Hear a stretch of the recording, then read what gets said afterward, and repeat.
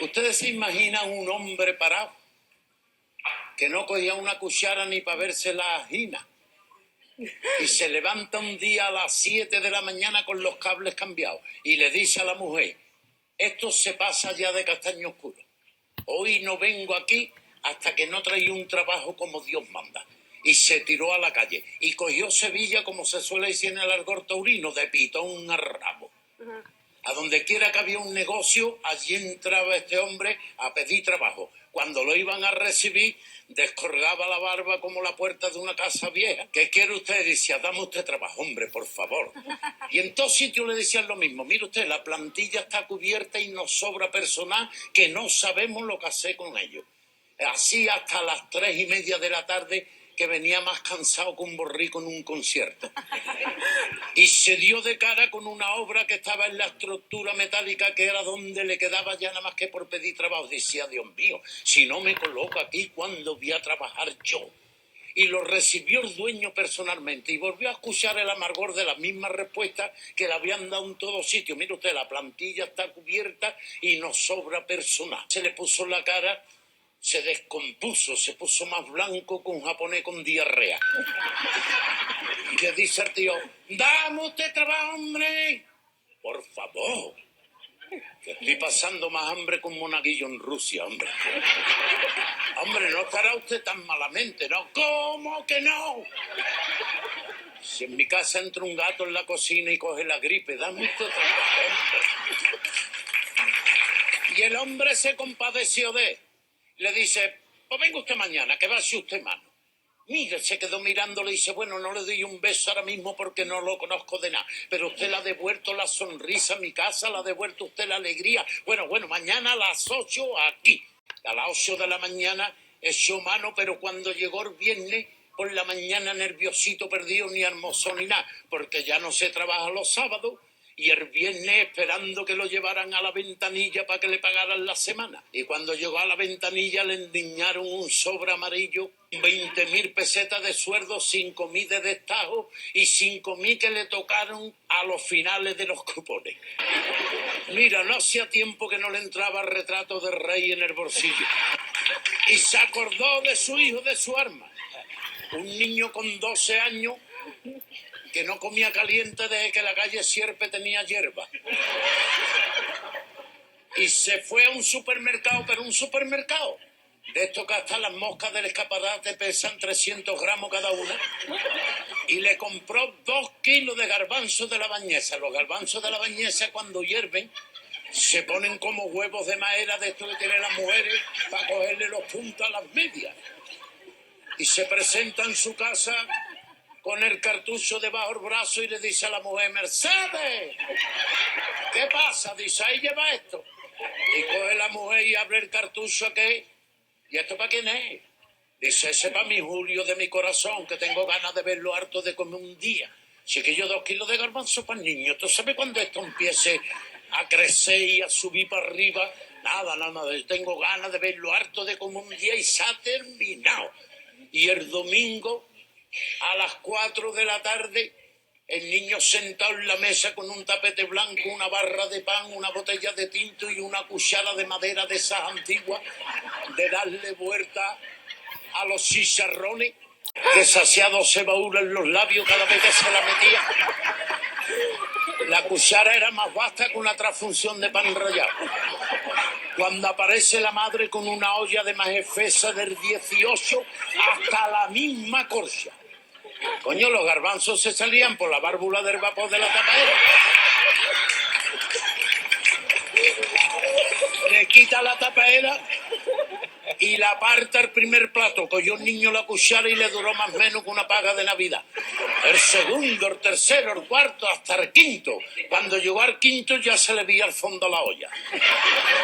Pero mira, el niño ya tenía la barriguita sacada para afuera y le caía el sudor por la patilla abajo, el niño muy coloradito. Los ojos como 2 bolas de un cojinete, mira el niño. Y cuando vio que el padre metió mano para apartarle ya lo que le quedaba, la criatura ya tuvo que reventar. Ese niño: ¡pa! ¡De luego! ¡De luego, pa! Yo ya no quiero más garbanzo. Te lo va a comer. Te lo va a comer. Porque te voy a llevar a ver la corrida más grande que has visto en toda tu vida. Ese curro que no se puede aguantar el arte. Y el niño que nunca vio una corrida para que lo llevara el padre se comió los 2 kilos de garbanzo, las hojas de laurel y 2 cabezas de ajo. Como las bolas que están pisando los leones de las cortes. Mira, cuando lo coge el padre de la mano, venga niño para los toros. Las 5:30 de la tarde, 46 grados a la sombra. El día de más calor del año, ni cuando murió San Lorenzo en la parrilla ni nada. Venga, niño. Mira, el niño iba por la calle de la mano del padre con la correa desabrochada. Parecía que iba jugando arteo por la calle. Le decía padre, opa, despacito, ¿eh? Haga ya la cara del niño, ¿eh, opa? 2 horas en atravesar la calle de la plaza. Los coches parados detrás. El niño andaba más malamente que un moro mojado alquitrán. Cuando llegaron a la reventa, más mala suerte para la criatura. Nada más que había 2 entradas del tendido 2 y la fila 25. Ahí queda el sol de que poner la bandera hasta que se va el puntillero para su casa. Empezó a subir escalones y cuando llegó arriba llevaba la lengua llena de tierra.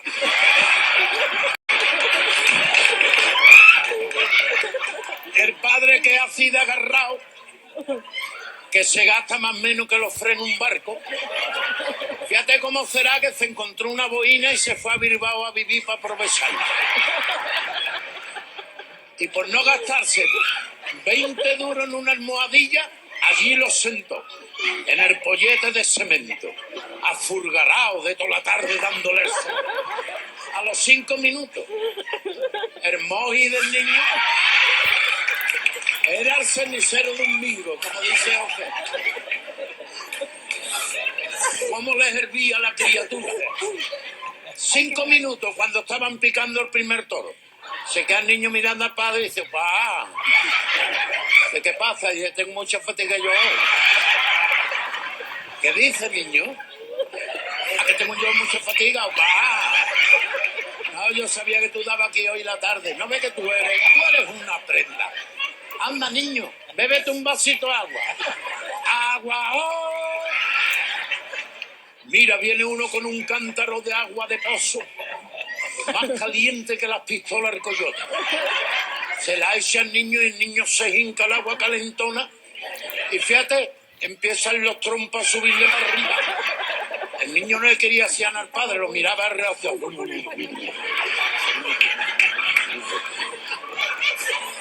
Y en ese momento impresionante, que Curro coge la muleta replegada y el estoque atravesado y la montera en la mano derecha y se va al centro de ruedo para brindarle el toro al público, que no se sentía ni respirar, pero se sentía el niño. Dice, opa, que voy a largar, ¿eh?